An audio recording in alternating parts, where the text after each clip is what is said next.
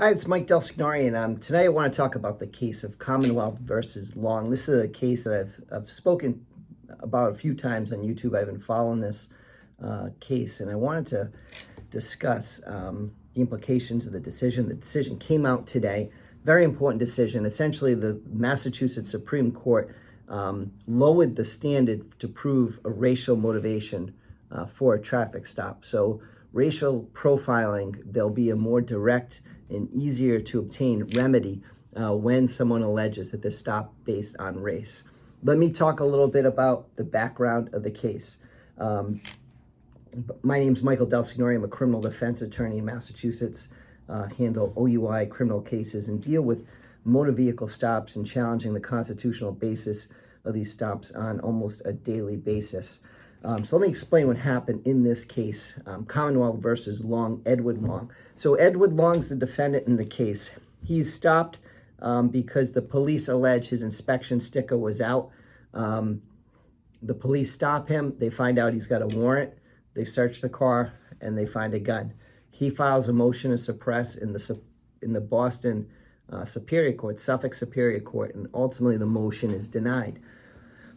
His lawyers, they do an amazing job in the case. They present statistical evidence showing that 80% of the officers' stops were people of color, where they only make up 40% of the population. So he showed a compelling statistical disparity in the racial makeup of African Americans in the population versus how many times they were being stopped by police officers there.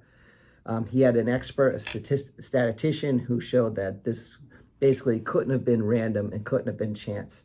Nevertheless, the motion judge said he didn't present enough evidence and denied the motion to suppress. The Massachusetts Supreme Court took the case, they, on their own accord, which is very unusual, and they took it and they said, even under the Laura standard, so the case before the Long case that came up with the standard was Commonwealth versus Laura. They said even under the difficult burden of that standard, this defendant met it. But they said that burden is way too high. We're going to lower the burden to make it so equal protection is a meaningful right and that we don't have this abstract right that people can't achieve. Since the Laura case, no one had ever proved that any officer stop was based on race. So, and that's because, one, the cost of hiring a statistician is expensive. The data wasn't available. So when the Massachusetts Supreme Court came up with this Laura decision, they contemplated that police departments were going to keep statistical data. So in the Long case, now the current standard doesn't require statistical data. It just requires a defendant to show that race played a role in the stop.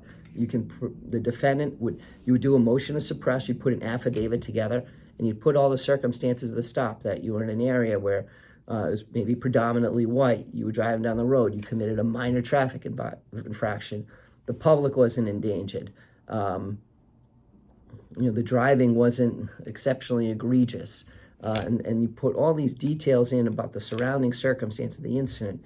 Once a defendant does that, it shifts the burden to the Commonwealth to prove that the stop was based on a race-neutral reason, to rebut that presumption. So the government can't just say, well, you went through the stop sign. They're going to have to rebut the specific reasons that give rise to an inference that this was a discriminatory purpose. So the case, very critical case, important language in the case. The court said that when someone's stopped based on race, it's not just a minor inconvenience or annoyance. It goes to basically the heart of the judiciary system. It explains why minorities distrust the police. It explains why they fear the police. And so it's something that raises an equal protection violation, and the court lowered the standard so that we don't have this right out there that in reality can never be achieved. And that's basically what the court was saying. We made the burden too high when we came up with this framework, when we decided our prior case. Now we're going to reduce the burden. We're going to give people a meaningful opportunity to prove the discrimination and racial motivation in a traffic stop. Now, two of the justices would go even further. They said the right should be the Fourth Amendment or Article 14 of our state constitution in Massachusetts, and as well as the Equal Protection Clause, and we should have like a but-for test. That but-for race person wouldn't have been stopped. The majority of the court thought, well, this should really be under the Equal Protection Clause, and that their point was that we get to the same destination regardless of whether we say it's the Fourth Amendment or equal protection.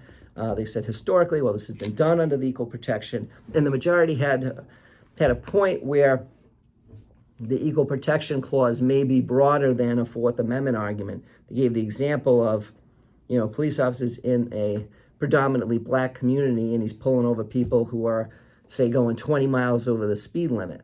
Well, the officer's going to say, I wouldn't have pulled him over, but for the speeding, it wasn't the race, it was the speeding. Whereas the equal protection argument would put aside just a traffic violation and look to, are they doing the same enforcement in a white community? So I think the point is the court all agreed with the reasoning, and the court's all in the same mindset that this was unlawful, the burden was too high. Our late Chief Justice, who passed away just this week, wrote in a concurrence opinion that he wanted to emphasize, well, the court was really unified on this, and the disagreement was really on sort of a very minor technical issue, but the court was unified in that this was wrong, that the burden's too high, and that the Equal Protection Clause is one way to remedy this problem. And a couple of justices would have went a little further, and the majority is saying, well, it's gone far. We went far enough, and as a practical matter, our test is going to encompass the concerns of a but-for argument. So this is the case. It's called Commonwealth versus Long, decided today. If you have questions about it, feel free to contact me. I've been following this case for a long time. I'm excited to file a motion based on this case. I have a few cases that I can think of that may raise this issue in order to make sure that the idea of equal protection under the law, that we're doing our part as lawyers to make sure that we have racial equality and racial justice. It's exciting that as an attorney, we have this ability. There was all the violence going on after the George Floyd and protest, and a lot of people, a lot of jobs, you could protest, you can do different things, but as criminal defense lawyers, we're in a unique position to give back more, and I'm excited about this case, excited about what it means for the law, and how it's a step in the right direction. And I'm proud that our Massachusetts Supreme Court issued this decision. I think it'll be a model for other Supreme Courts.